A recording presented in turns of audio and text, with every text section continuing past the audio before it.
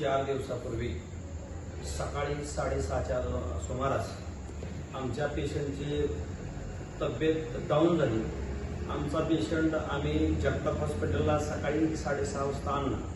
त्यावेळेस पेशंटची कुठलीही हालचाल नसताना डॉक्टरांना आम्ही विचारलं काय झालं, तर डॉक्टरांनी सांगितलं काही सांगता येणार नाही। त्यानंतर एसीसी पट्टी काढली, त्यांना व्हेंटिलेटर लावला। त्यानंतर त्यांनी डॉक्टरांनी सांगितलं बीपी लो झाला, पुन्हा डॉक्टरने ट्यूब टाकला आणि त्याचा ऑक्सिजन चालू केला। अशा बेड परिस्थितीमध्ये सुद्धा पेशंटला गॅरंटी नसताना डॉक्टरांनी तो पेशंट 8 तासामध्ये पूर्णपणे स्टेबल केला।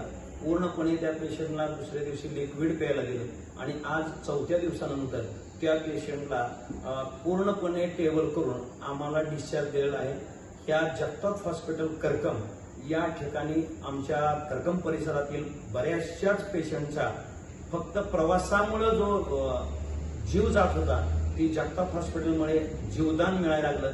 एवढं सुंदर असं हॉस्पिटल आमच्या परिसरात डॉक्टर जगताप सरांनी उभं केलेलं आहे। त्याच्यामुळे हॉस्पिटल जेवढं आम्ही त्याचं ऋण व्यक्त करावं तेवढं थोडंच आहे। धन्यवाद।